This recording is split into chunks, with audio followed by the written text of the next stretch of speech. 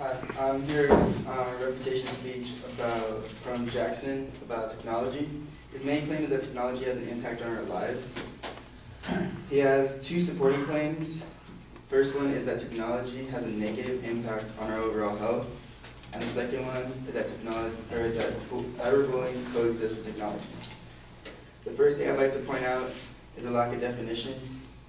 The opponent does not define our lives, and he does not define technology. He just simply states it has a negative impact on it.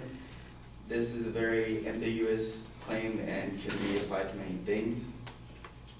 For his first secondary claim, that he states that technology has a negative impact on our overall health.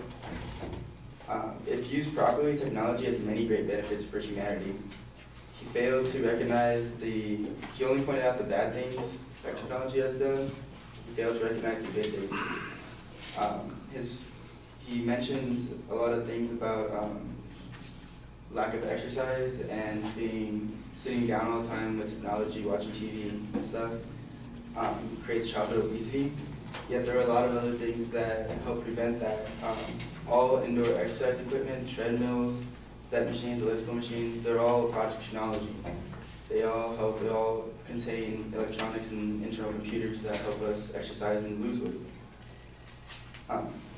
Indoor exercise equipment has made exercise more available to those who need it most by providing a climate-controlled environment to exercise in, and therefore increasing motivation to work out, and has therefore helped stop obesity. By creating the indoor working environment in a climate-controlled room, people are more inclined to work out because maybe it's raining outside, they don't want to go running outside. It's cold outside in the winter, they don't want to go running outside. It helps motivate people. According to Dr. Mary Gavin, regular exercise aids sleep. This is one of his sub-points on his supporting claim number 1. He stated that technology is related to the lack of sleep. He misinterpreted the information that he gathered, which was talking about people who watch television as they fall asleep, that it keeps them up longer.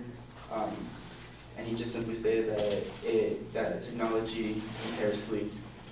It was only talking about technology in the bedroom and creating a relaxing place to sleep. Indoor exercise is a product of technology, and regular exercise helps sleep. This would contrast what he says and help us sleep more.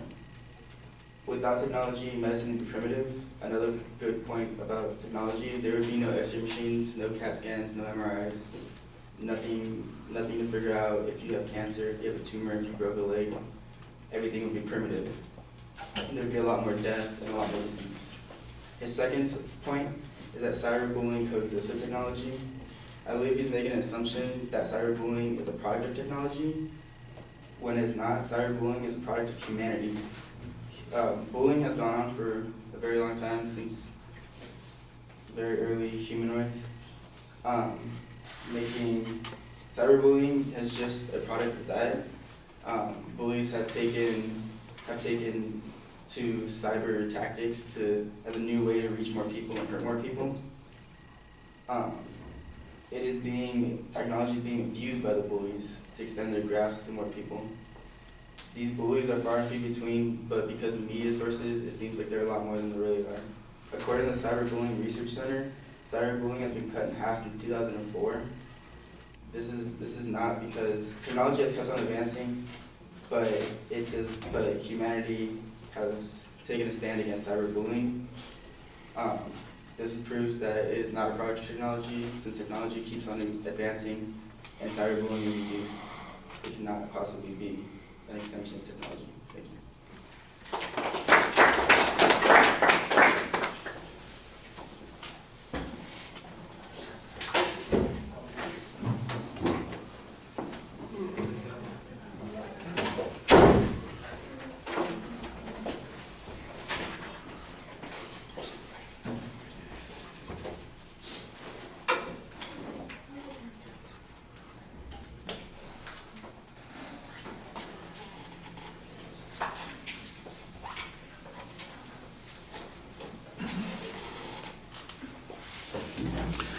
Right, the structural issues are okay. On the first point, I think you basically concede that there are issues that are going on here. You're going to try and get by using this generic or vague definition of what technology constitutes to get you some benefits and some counter arguments here.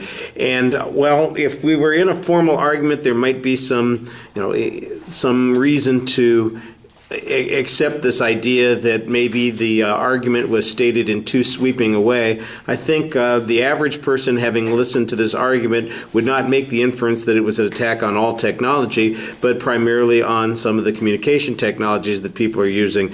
It's not all technology that's causing people to sit on their butts and not exercise. It's, like I said, television and computers and that sort of thing. I do think you have a legitimate point to point out that there are benefits from these technologies, but I'm not sure that those benefits automatically, the way you talk about them, produce these outcomes. For instance, you make it sound like it's all indoor workout equipment and exercise. Well, if we had people who were doing that, then we wouldn't have the evidence that the advocate had on the first point. So I think that's a little bit problematic. I think you've got a better argument that says this kind of technology has allowed us to find answers to these problems, disseminate those answers to more people, and suggest potential solutions. Your argument ought to be that if people don't take advantage of those things, it's not the fault of the technology, it's the fault of the people, and it's being misused. That's the same argument that you're making on the cyberbullying thing, and I think it would work well on that first point also. On the cyberbullying argument, the one piece of evidence that you have that seems to be convincing here is that one that says it's been cut in half since 2004. So I don't know what the basis of that data is, but it sounds pretty firm in comparison to anything that the advocate talked about, but we don't get much discussion of what the advocate's evidence was on this particular point. So I think on the first point, you're kind of stretching the definition to get in a couple of responses, and you're missing a couple of good points that you could make there. I think your second point has the stronger argument on these particular points, and your explanation is a little bit clearer. All right, thank you.